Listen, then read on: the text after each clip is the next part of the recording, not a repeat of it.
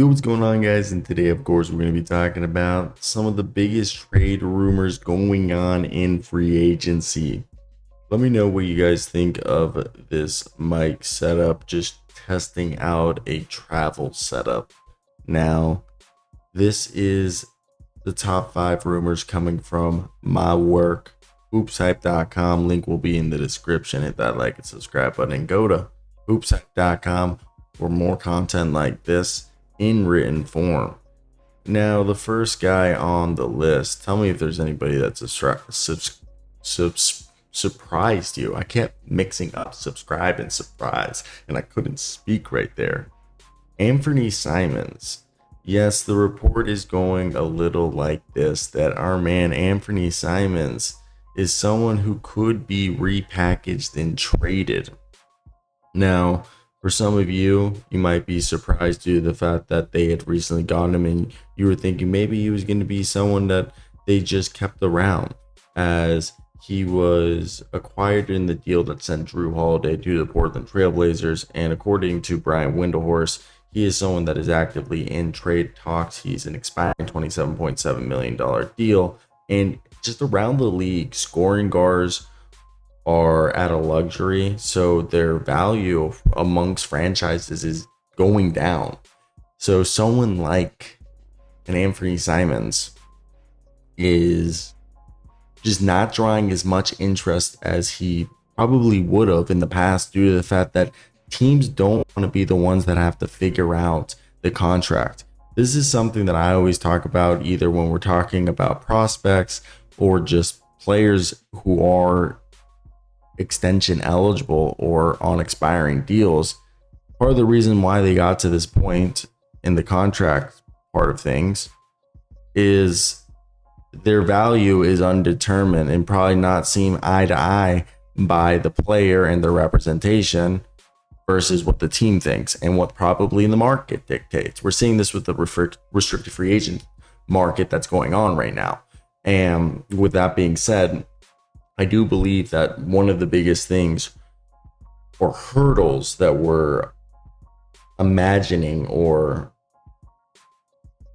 envisioning, I guess would be the right way of saying it, is that Anfernee Simons is a headache, or his contract is a headache, similar to when prospects are considered projects that somebody doesn't want to figure out. So, is he worth $20 million a year? Is he worth $15 million a year? And it's not that Anfernee Simons is a bad basketball player. He can provide you scoring. He's gotten better every single year. He's become more efficient. He's not a turnstile in defense, but he's obviously going to be someone who you're probably better defensively when he's off the floor than when he's on it. So again, it's not because of his talent that he's a question mark. It's more so the contract and how the NBA is going with the second and first aprons being so punitive in their penalties. Now, Jonathan Kaminga is another guy who his value, he wants $25 to $30 million a year. From what I was told, it was always they thought they were going to get the same amount of money as Jalen Johnson. Kaminga and Jalen Johnson, I don't think are on the same tier. I think Kaminga is a great basketball player. I do believe his best value is as a sixth man. So to me, it's just hard to look. Malik Monk's making what, like $15 million a year? 17. I'm just going off the dome. It's in the teens. And that's what I bet at the same value Kaminga is going. That's the full mid-level exception, which I don't think is bad. And we're hearing the Suns, Heat, Bulls, and Kings have all shown interest. The problem is, if it's the Bulls deals, it's for Nikola Vucevic. If it's the Heat, I don't even know what the Heat would be trading at this point, because they got themselves Norman Powell. They're out on all the other deals. The Suns, the only deal I see is either like a Grayson Allen and Nick Richards package, or a Royce O'Neal and Nick Richards package for Gary Payton sign and trade for a 3-year veteran minimum, and Jonathan Kaminga to a 3-year $75 million deal. Kings, it would have to be a full mid-level exception for Dario Saric and Devin Carter, or whatever else you would want to do, a salary filler. It's just not a great market for him. And at best, you might just want to take the qualifying offer and retest it next year. Andrew Wiggins was somebody that there was reports coming around saying that, oh, he could be on a move, he could be someone to keep an eye out for. And I really just think that was more teams inquiring. I think Miami was content with keeping him. It's not like he doesn't fit. It's a lot more because Dan Wokey of The Athletic, when he spoke to Zach Lowe, that the Lakers has sniff around, and that even Ira Winderman said that the Wiggins is expected to be at training camp. And I think that it's just him coming into the season halfway, or joining the team halfway through the season, now actually getting a chance to go into the training camp with this team. He has 2 years, $58 million deal, or $58 million left on the deal, which is, I think, is good value. He fits what they do there.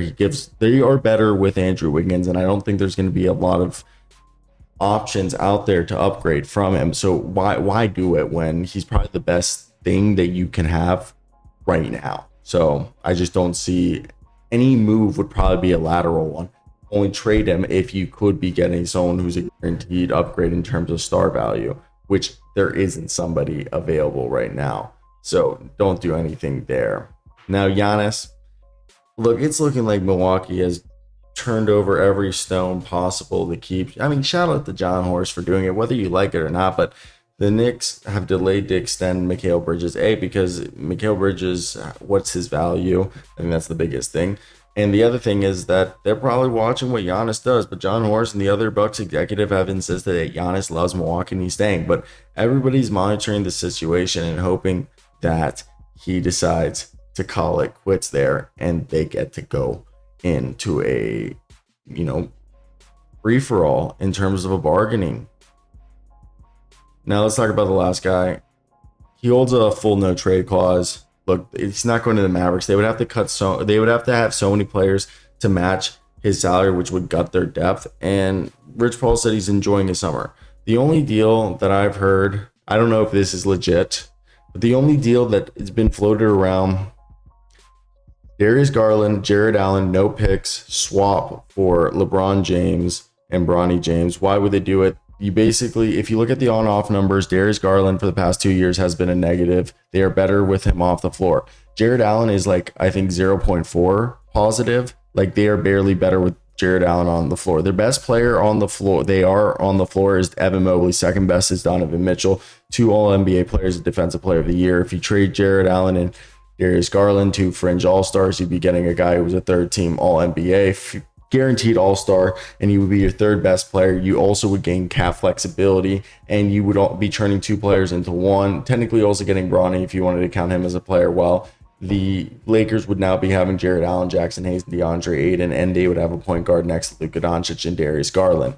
Now, whether you think that's worth it or not, it's kind of the only deal that I agree that makes sense. I mean, I've joked around saying that maybe it's an Andrew Wiggins package for LeBron. How funny would that be? But that's kind of all the trade rumors we're hearing right now. So what do you think should happen and why? I'd love to hear you guys' thoughts in the comment section if you made it to the end. Let me know what you guys think of this news.